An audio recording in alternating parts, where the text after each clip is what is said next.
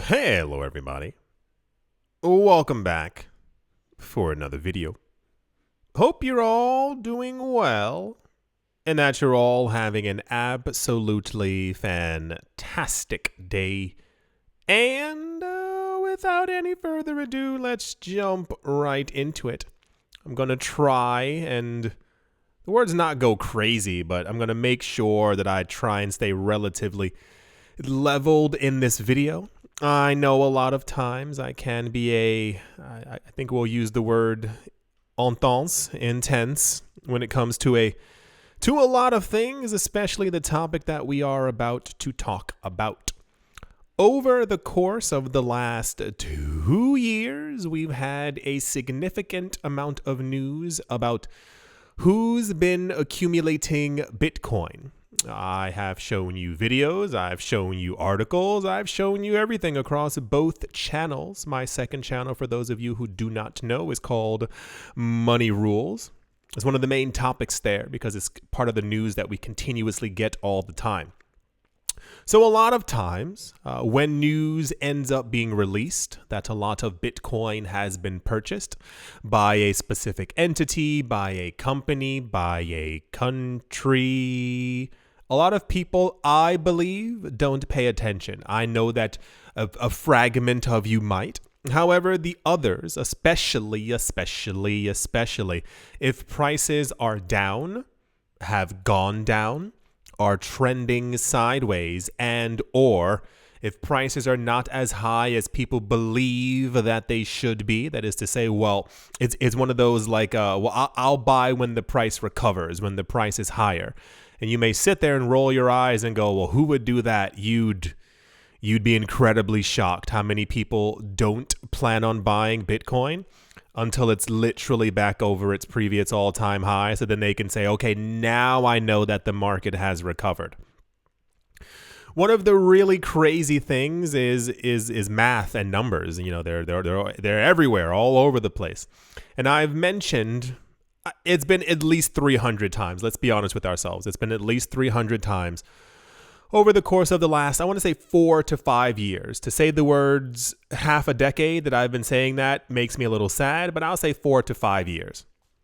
We know that there's not a lot of Bitcoin left, or rather, I hope that you also do as well. It's not that everyone will simply be able to buy up Satoshis. These companies and institutions are trying to buy everything for themselves. If you had a chance as an individual or as a company to buy up every last US dollar that there was, if there were only 21 million US dollars, you would probably be doing everything in your power to buy them. So when we hear that there are companies and institutions buying up 15,000, 28,000, 158,000, I think, what do you call them? MicroStrategy has nearly 200,000. People go, wow, that's insane. That's a lot of Bitcoin. Okay, I'm going to stop paying attention until the price goes a lot higher. The misconception is that there's a lot left for you. That's, I think, is the ultimate kicker in a lot of this, is the mind says, well, there's 21 million. And I'm only hearing amounts 3,000, 7,000, 12,000. You know, there's definitely some left. When I go into Coinbase, the price isn't $9 million per Bitcoin. So there's definitely still time for me to buy. Like I said, trying to keep my tone, trying not to, say crazy stuff. News has been released about the first couple of days of the spot Bitcoin ETFs making it onto the scene. This is still gigantic news. As I told you, we probably have at least a good 3 to 4 more weeks of this being major news, if prices really start going up, it will continue being in the news, as this was definitely then the catalyst for it, especially as we are looking forward to the actual halving. It says BlackRock has reportedly purchased a staggering 11,500 Bitcoin from the available supply during the latest dip since the launch of their spot Bitcoin ETF. It's not that the ETFs are simply quoting or showing fractionalized prices of a Bitcoin. The company that has the actual spot ETF, they're also buying the Bitcoin as well. This is how you, based off of demand for their product, the company buys more Bitcoin. We had news a while ago where a lot of people, I'm not sure what planet many people are existing on. We had a lot of people. We had BlackRock news since around 2017, 2018. You can look it up. I mean, like really like Google it. Like type in BlackRock, Bitcoin 2017 or 2018. You'll definitely find stuff where we had news back then that they were already buying Bitcoin. So the skepticism at the beginning of 2023 that BlackRock was trying to get an ETF and me saying, well, it's clear that they're buying. And people were like, well, no, that doesn't make any sense. There are no filings with the SEC. I'm not sure how you think that this company is betting on Bitcoin, not having owned any of it before. But I digress. For those of you who do not know, there's only a certain amount of Bitcoin that's actually created every single day. The number, for those of you who do not know, is 900. 900 Bitcoin is created per day. When we have the halving, that is going to go down to 450. Then eventually it'll be 200 and some change. Then eventually it'll be a 100 per day for 8 billion people who are also trying to accumulate. Imagine a world where one company, BlackRock, has purchased 11,500 Bitcoin and only 900 are made per day.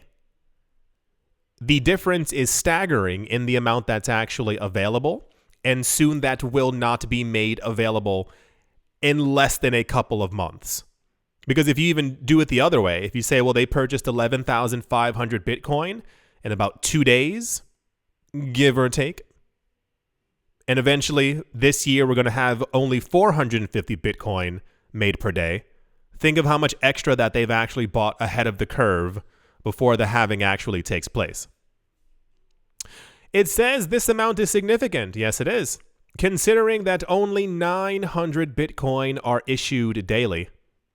The purchase by BlackRock effectively represents around 13 days, 13 days worth of Bitcoin being produced that were absorbed by one single company.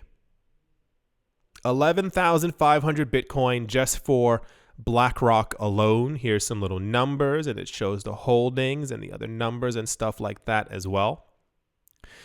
The asset manager's CEO, his name is Larry Fink, recently said his views on Bitcoin have evolved significantly, wink, over the years, and he now sees it as a viable asset class. You might remember a couple of days ago, we also had news from or about Larry Fink as well, where he said that Bitcoin is basically a very strong asset class. It is the new gold, and it is going to protect people in times of whatever might be going on around the world. He was relatively vague, but it had to do with like hardships and hard times.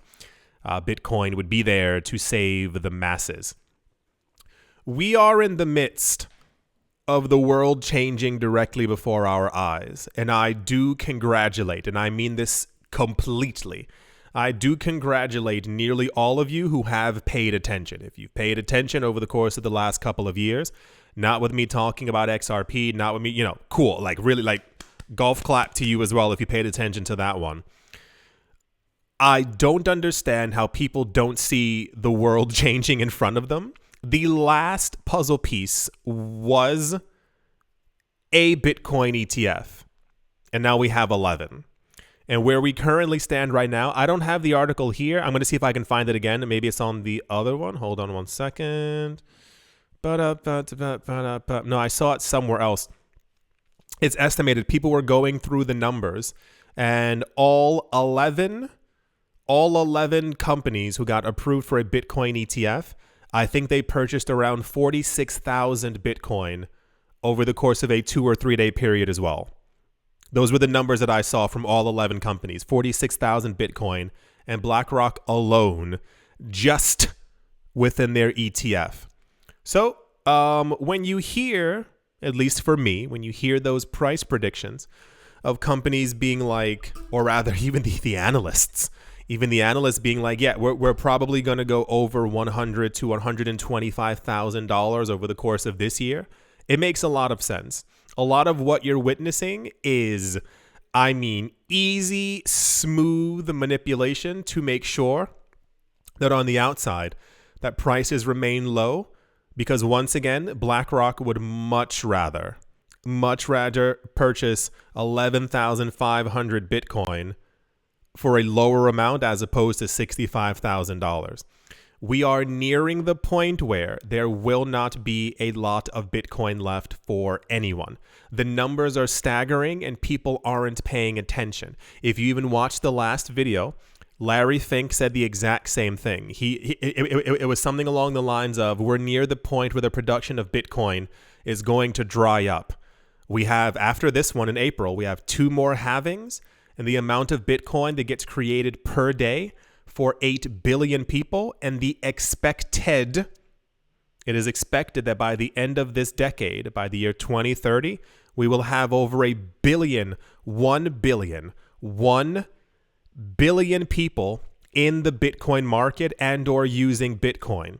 We are going to only have around 100 Bitcoin created per day.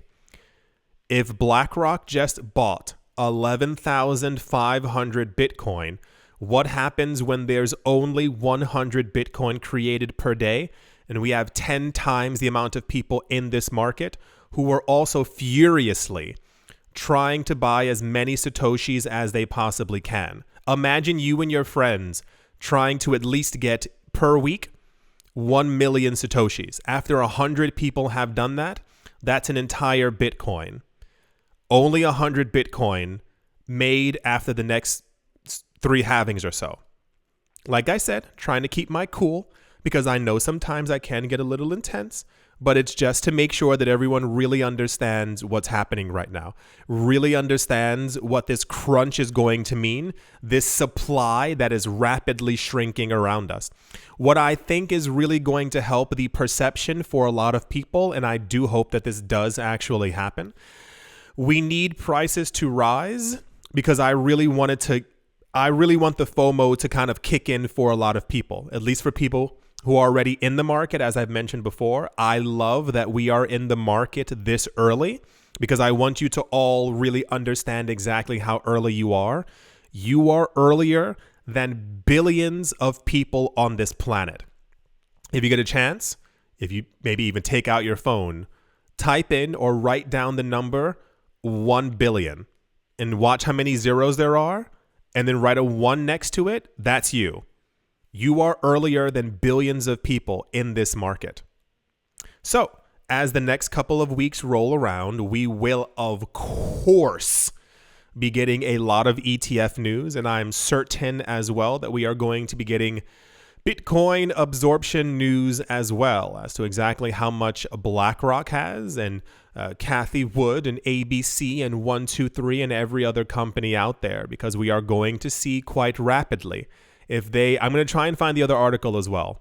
If they did 46,000 in just 2 days, imagine if we get to the halving and they've absorbed hundreds of thousands of Bitcoin.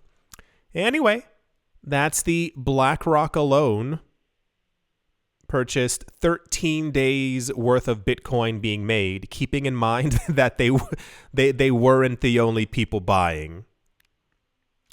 And yeah, let's move on. In to be expected news, PlanB is once again back in the news. PlanB, the creator of the stock-to-flow model, has once again captured the attention of many people within the cryptocurrency space, as he also has begun to throw out, I want to say, relatively conservative cryptocurrency price predictions comparative to what we have heard. Sharing his predictions, he says that he sees Bitcoin soaring above 50,000 before the upcoming halving. I mean, that's like saying at some point between now and April it is going to rain. Cool. The stock to flow model creator noted in the YouTube video, he said, I think in the next 4 months towards the halving, we will start to see Bitcoin rise even further towards 50 to the $60,000 region. The most interesting part, looking further ahead, PlanB's projections become even more ambitious. The stock to flow model creator foresees Bitcoin breaking past its all-time high to reach 100K later this year. Also unsurprising, that's very common. I think everyone is kind of expecting it.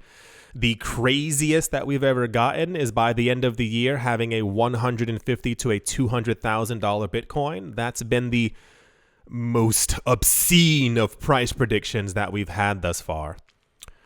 By 2025, by the year 2025, PlanB's vision for Bitcoin, he says he believes it will reach a monumental peak of $532,000 as well. This was underpinned by his stock to flow model, suggesting a future where Bitcoin cements its status as a digital store of value. I really need to start looking at these charts as well. I go over the news, but I tend to not. I kind of like breeze over any charts that I see online because there's usually tens of thousands of them on Twitter. There's so many different colors and letters and things poking out, and I'm like, okay, I don't have time to look at all that all the time. But I really want to see how they're all coming up with the exact same number. Between PlanB, Cathie Wood, Novogratz, Raoul Pal, Max Kaiser, he's more camp than anything, but sure, why not? They're all coming up with the exact same number. Samson Mao said $1 million, but benefit of the doubt, half of that is $500,000. Who's the other one? The head of Blockstream.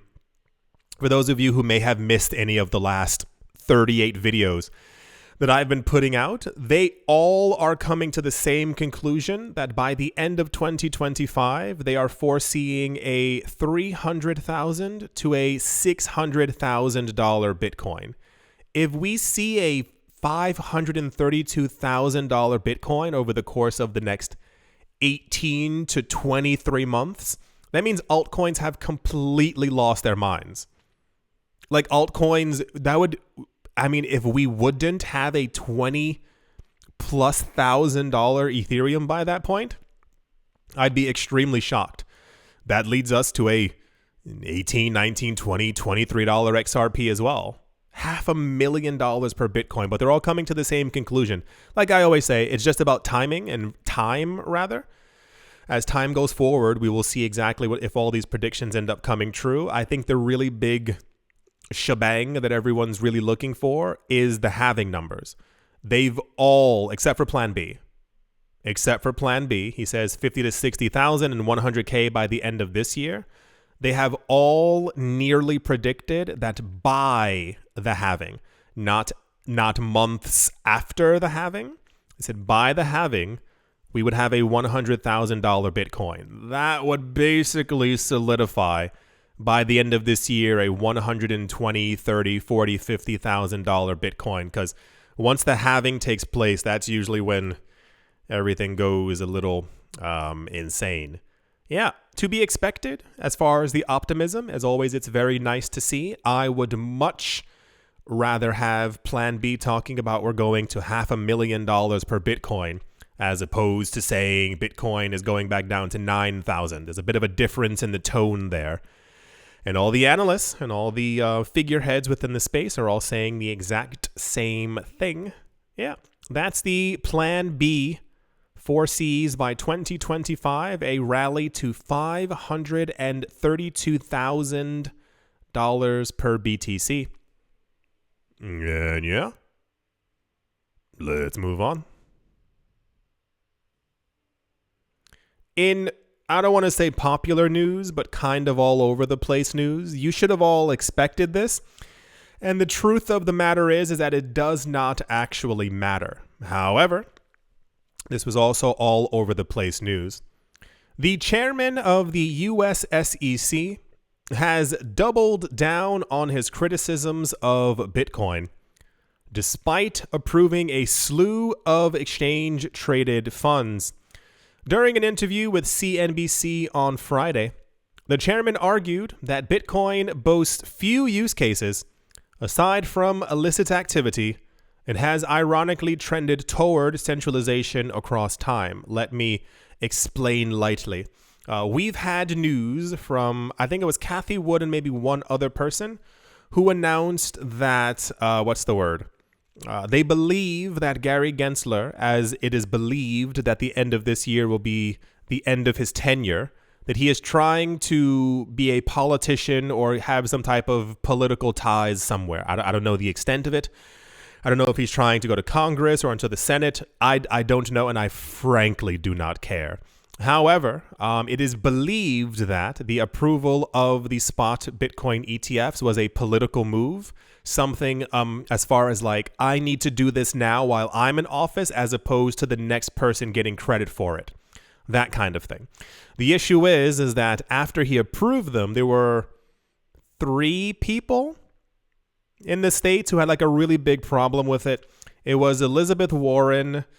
There were 2 other people, 2 other congressional something or others who said like it was a bad move. You shouldn't have done it. I think one of the previous heads of the SEC. So not the guy before Gary Gensler, but there was another like major figurehead who said he also thought it was a mistake. And there was one other person. And since then, Gary Gensler has kind of been on this like go on TV rant thing where he's basically talking about exactly how terrible Bitcoin is and that people shouldn't be using it and it's mainly used for criminals. And the idea that he would do this kind of only makes me understand that he is more of a terrible person than I originally assumed that he was. Because we know and have seen mathematically that Bitcoin's decentralization has only increased with time. Like we have actual charts. You can look at them. Like you can Google where all of Bitcoin's nodes and validators are, and people have very pretty charts, and they have like they'll show you the globe, and like it'll have all these lights light up, and the brighter ones are like the higher concentration of people in one city or state or country. And it's we can see Bitcoin's decentralization over time, and it's because of companies like Chainalysis and Santiment that we know that Bitcoin's main use cases are actually remittances and being able to transfer money around the world and not for illicit activity. How do I know that? Because these companies use massive amounts of data. They compile them into whatever system that they have. And they've told us before, this was a number of years ago, because one of the main things that we and the wider public kept on hearing about Bitcoin was that Bitcoin's evil, it's terrible, it's only being used by criminals. They compiled all the information together and they came up with, I believe the number was half of 1%, so 0.5%, like literally half of 1% of transactions could be potentially deemed as something that's illegal. Therefore, 99.5% of transactions happening on Bitcoin are not illicit, and they have nothing to do with what they would claim to be criminal activity.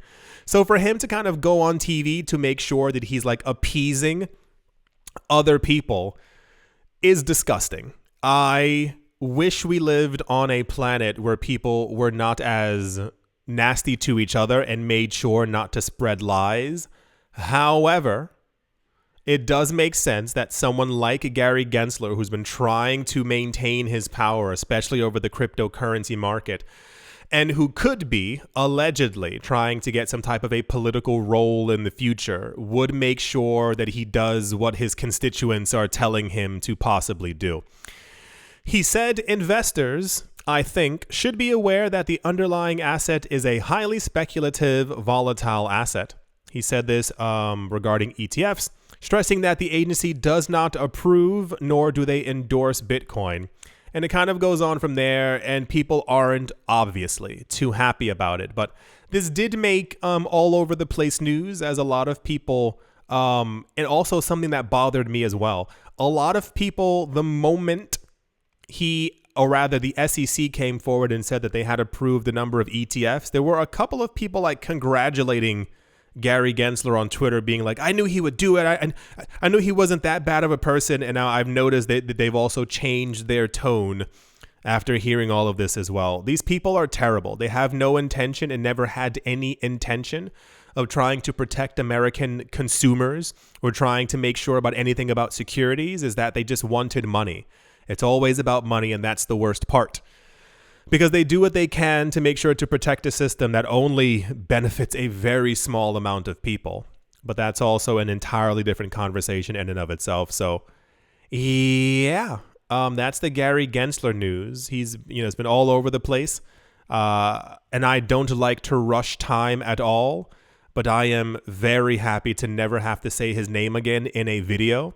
But the issue is that by the end of the year, if the rumors are true and he no longer is the head of the SEC, he's only going to be replaced by someone who's more terrible than him. That's the way that it always is. So, cool. As I said earlier, it doesn't matter. No matter what he says, no matter what he does, people have been fighting and lying against and about Bitcoin since it was first created. And look how far that we've come. He's also, we only needed him literally to approve the Bitcoin ETFs.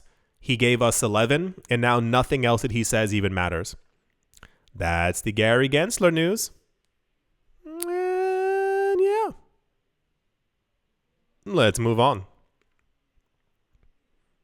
Also sure, why not? This was controversial for some reason, and I think I know why. I'm pretty sure the underlying factor has to basically do with money. Ethereum's co-founder, his name is Vitalik Buterin, has proposed a 33% increase in the gas limit of the Ether network. This move could increase the network's transaction capacity, potentially reducing fees for end users, but could also increase operational costs for validators. The promised Ethereum upgrades of 2016, 2017, and 2018, we have fractions of them. The major thing that we're waiting for now is the big shebang, the really big upgrade where Ethereum is capable of doing over 1 to 10,000 transactions per second. This is why other chains such as Polygon are so celebrated, because they're basically doing what Ethereum said they were going to do a while ago. In their defense, as I am not a developer, nor am I a coder, nor am I in anything, I have trouble sometimes typing in the name of a website. It probably takes an egregious amount of time to make sure that you develop these things, that a lot of them were also just concepts, and also make sure that you don't destroy the network as well. That's the biggest part. You can upgrade, you can update, but if you give something forward and it actually ends up ruining the network, well, guess what? You just lost billions of dollars worth of value. So Vitalik Buterin has proposed a 33% increase in basically the network's capacity of what it can do to allow more transactions to be able to go through, reducing fees. We've seen before, a couple of years ago, there were people, myself, I paid, I think, a $28 fee. I think at once I saw a $47 fee, and I sat there scratching my head. Do I want to pay $47 for a transaction fee? And then the worst was when the Bored Ape Yacht Club metaverse came out and people were clicking for a chance to be able to get a piece of land. There were some people who reported that they were paying around over $1,000, 1,000 US dollars per click to be able to give transaction fees so that they could go to the front of the line, and many of them did not get jack diddly squat.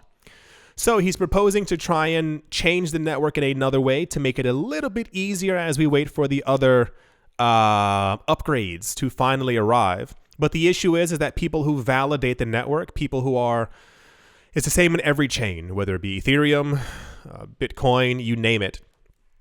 The people who get the fees for validating transactions, they typically want the network to be a lot more, I don't want to use the word exclusive, but a bit more expensive to use because they benefit the most. So if we get into a situation where transaction fees could be $35, but his network proposal makes sure the transaction fees go up to $2 or $3, the people who are the validators usually don't end up too happy. Ethereum blockchain users pay gas fees to have their transactions added to the network. The gas paid to execute a transaction is proportional to the computational complexity of the transaction. For example, a simple token swap costs less gas than initiating a complex lending position. The gas limit refers to the total amount of gas that can be included in a single block, blah, blah, blah, blah, blah, yada, yada, yada. Buterin made the gas increase suggestion during a Reddit Ask Me a Question session featuring the Ethereum Blockchain Foundation's research group. He said, the gas limit has not been increased for nearly 3 years, which is the longest period in the history of the protocol. The article continues on. It's not really like that interesting, but it's more of this is a major proposal that has now been put forth. If it happens, it happens. If it doesn't, it doesn't. People will continue to use it regardless. And we also have other layers as well. But the big thing that we probably will, and I mean, if we can be honest with ourselves, it'll probably be 2027, where we finally have just 1,000 transactions per second. For those of you who don't know, the number to look up to is 60,000 transactions per second. It's not as discussed anymore as we have many different layered solutions within the space, even when it comes to like Avalanche and all these other things on the other blockchains and Lightning and Liquid. The idea is that I believe Visa and MasterCard do anywhere between 30 to 60,000 transactions per second. So if there is a decentralized chain, if there is a chain that is properly decentralized that can do that many transactions per second, well, then basically crypto has won the entire game. There's really no reason to use, I mean, there's still no reason right now to really use the older systems, but you understand what I'm saying. So cool. Just a proposal as of now. This was also quite popular news. I think there's another Ethereum upgrade happening.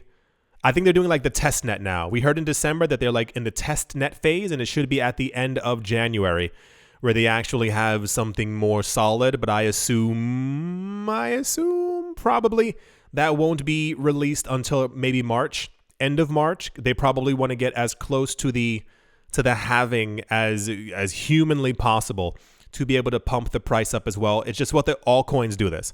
They wait. I mean, the halving is very significant if you didn't catch that. People always wait for the halving, near the halving, to release their news, so they know that as Bitcoin goes up, the good news also gets absorbed by the community and they go, hey, something really cool happened with that coin. Yeah, I do believe that is going to do it for this video.